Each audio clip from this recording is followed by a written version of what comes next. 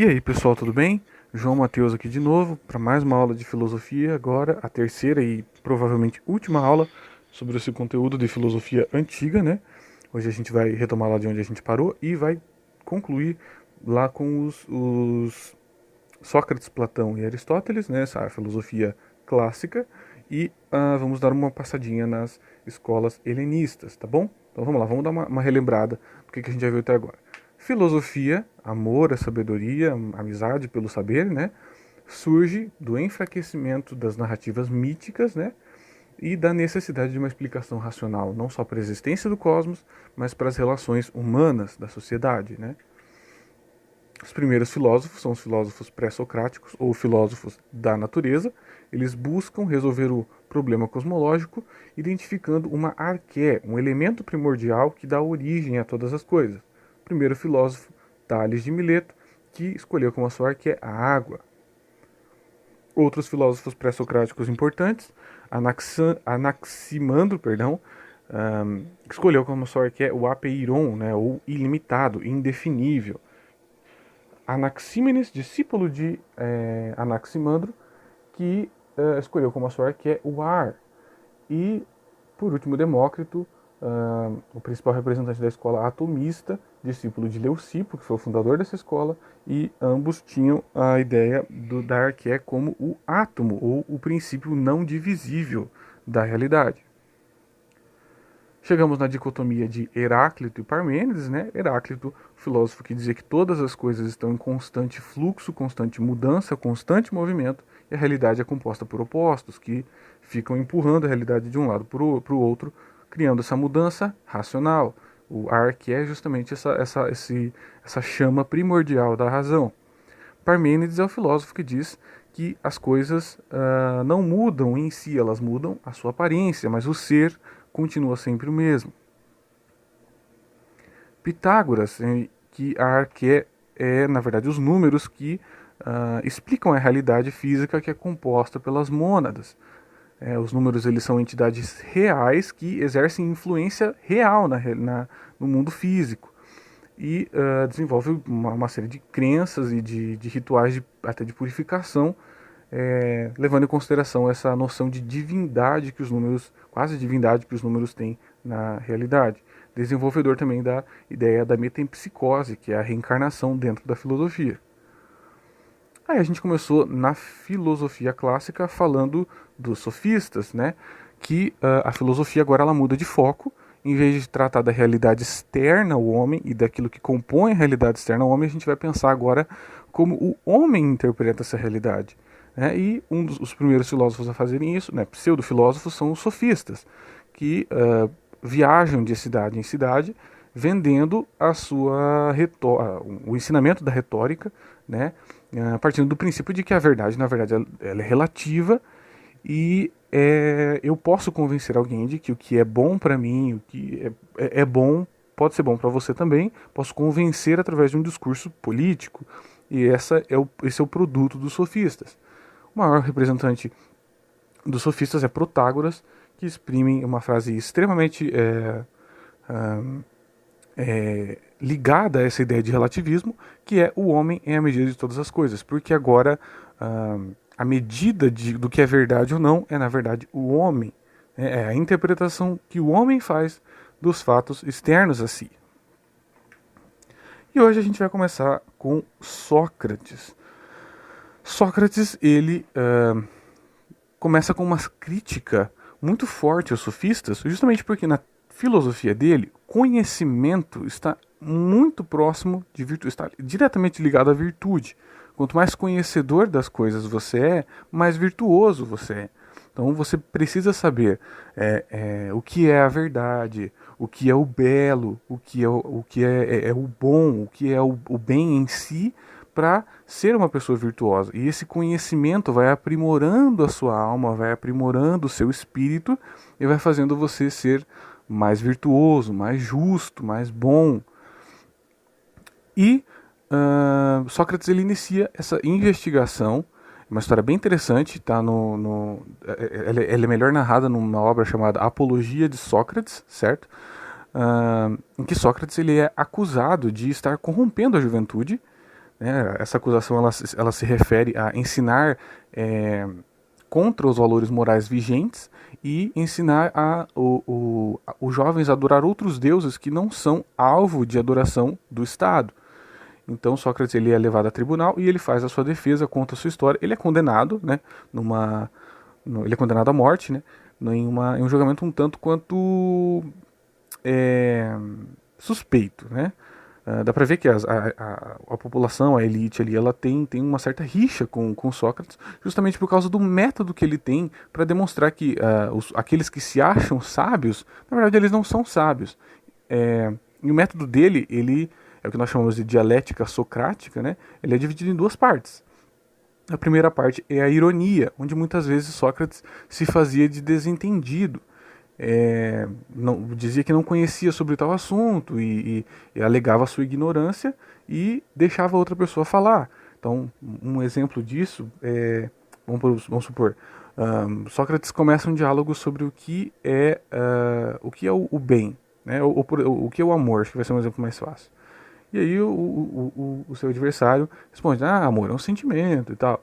E aí o Sócrates refaz uma pergunta, faz outra pergunta sobre, mas o que é um sentimento? E aí o adversário responde. E aí Sócrates vai fazendo uma série de perguntas, partindo de uma suposta ignorância, para deixar o adversário dele falar, até que ele perceba que, na verdade, tudo aquilo que o seu adversário sabe na verdade, opiniões e preconceitos já formados, né?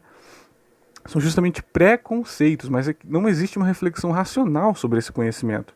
E aí vem a segunda parte do diálogo, da dialética socrática, que é a maiêutica, que é um conjunto de, digamos assim, inferências lógicas, de conclusões a partir de conhecimentos já estabelecidos.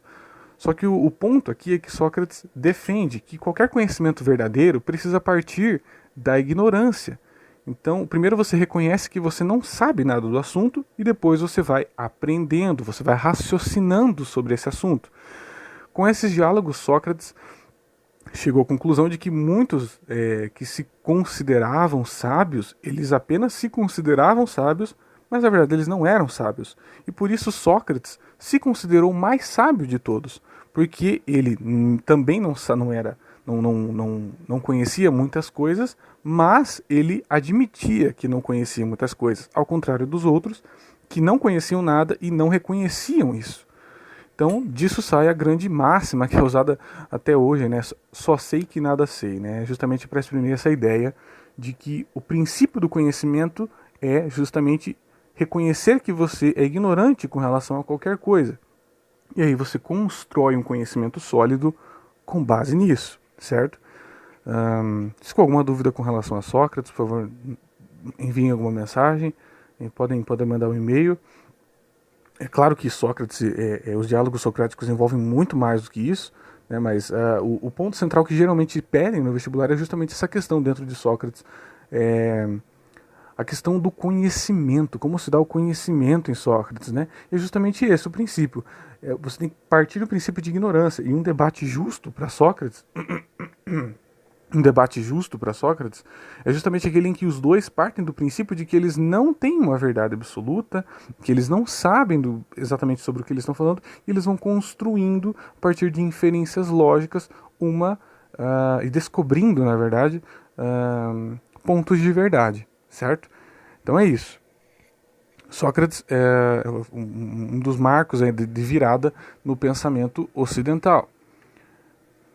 E o seu discípulo Platão é um dos principais responsáveis pelo conhecimento que nós temos hoje das obras de Sócrates, né? Já que Sócrates não deixou nada escrito, Platão foi um dos autores aí que escreveu os diálogos socráticos, né? Ele é o fundador da academia, que é uma espécie de universidade da época, um lugar onde as pessoas realmente se aprofundavam nos estudos das naturezas, das humanidades, dessas coisas.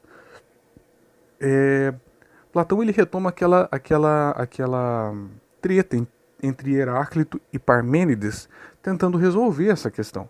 Como que ele faz isso? Ele tenta alegar que tanto Heráclito quanto Parmênides estão corretos nas afirmações que eles fazem, de que o mundo Lembrando que Heráclito dizia que o mundo estava em constante fluxo, constante mudança.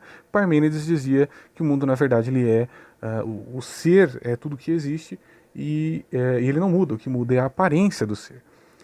Platão tenta resolver esse problema dizendo que os dois estão certos, os dois estão corretos, mas eles estão falando de coisas diferentes, estão falando de mundos distintos, mas que existem. Ele diz que o mundo de Heráclito, o mundo que é fluxo, o mundo que é passageiro, o mundo que é mutável, é o mundo físico, o mundo sensível que nós vemos, que nós sentimos através dos nossos sentidos. Já o mundo do ser, o mundo daquilo que é imutável, daquilo que é eterno, daquilo que não muda, é o mundo das ideias. Né? Um mundo que em um sentido transcendental, é o ser das coisas. E o mundo físico, perdão, é na verdade uma cópia do mundo das ideias. Como assim? Bom, no mundo das ideias, vamos supor assim, no mundo sensível, nós encontramos paisagens, nós encontramos coisas que nós consideramos belas. Então, quando nós vemos, por exemplo, um quadro de uma paisagem, nós consideramos aquele quadro e a paisagem que está naquele quadro bonito, né? Uma paisagem bonita. A beleza do quadro é, na verdade, uma característica do quadro, certo? É algo que torna aquele quadro belo, é uma característica do quadro, ter beleza, certo?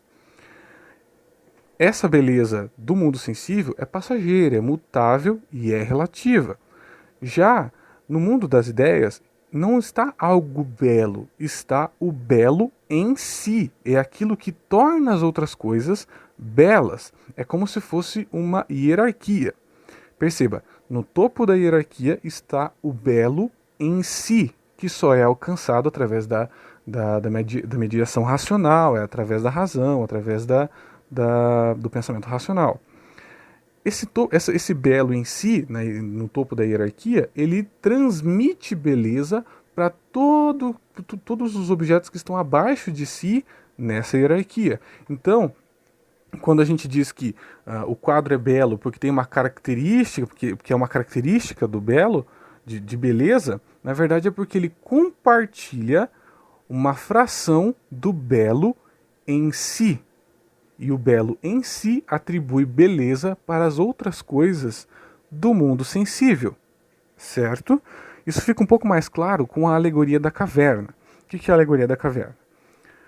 Bom, imaginem que homens estão acorrentados, prisioneiros estão acorrentados dentro de uma caverna, a vida toda estão lá, olhando para a parede da caverna, e na parede dessa caverna tem um reflexo da luz que está atrás desses prisioneiros. Os prisioneiros não podem se mexer, não podem nem mexer o pescoço, eles só podem olhar para a parede.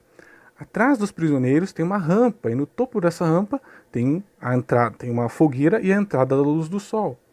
Entre essa luz e a parede passam homens carregando estátuas e figuras de diversos tipos. E essas figuras projetam sombra na parede, de forma que a única coisa que os prisioneiros veem são as sombras dos objetos projetados na parede. O que aconteceria se um desses prisioneiros pudesse se soltar e sair da caverna?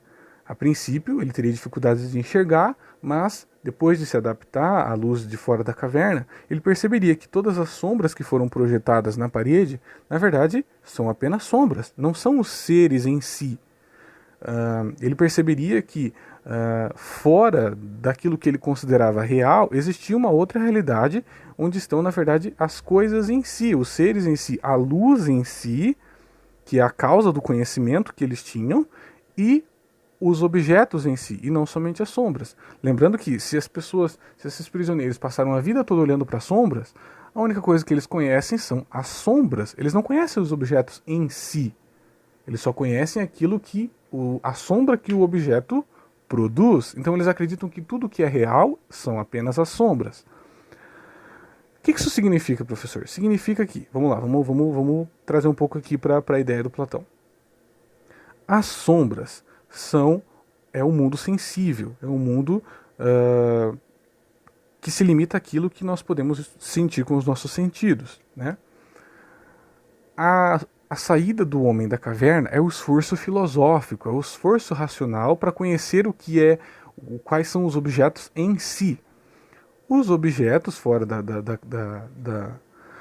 da caverna são as ideias em si, o belo em si, o bem em si, né? Ou, por exemplo, no caso de um objeto sensível, o gato em si, os gatos que nós vemos no mundo sensível são, na verdade, cópias de uma ideia de gato que fica no mundo das ideias, certo?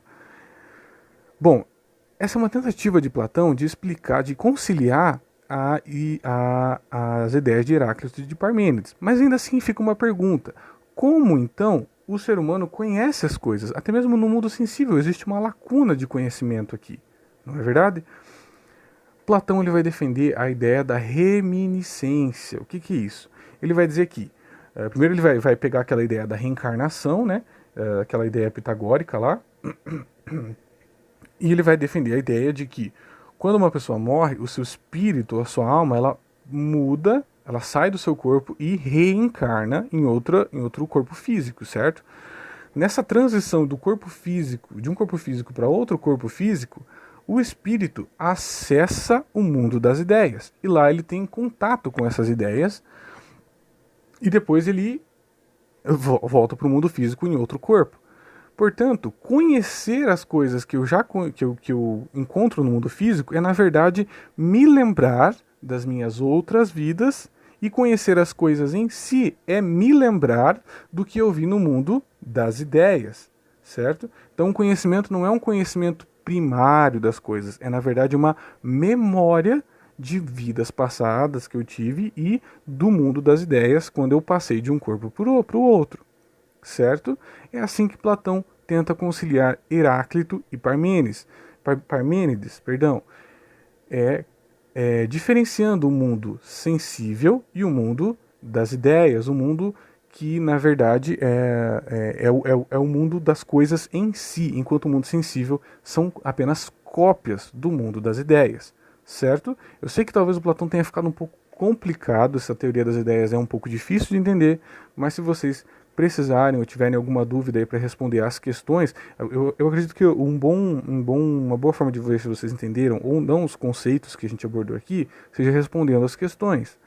Se vocês tiveram dificuldades ou têm dificuldade em alguma questão, podem entrar em contato através do meu e-mail, está lá no primeiro slide. E se precisar também, a gente faz mais um vídeo explicando essa questão, tá bom? Um vídeo só com essas questões. E eu vou encerrar o vídeo aqui. Na última aula a gente encerra com Aristóteles, tá bom?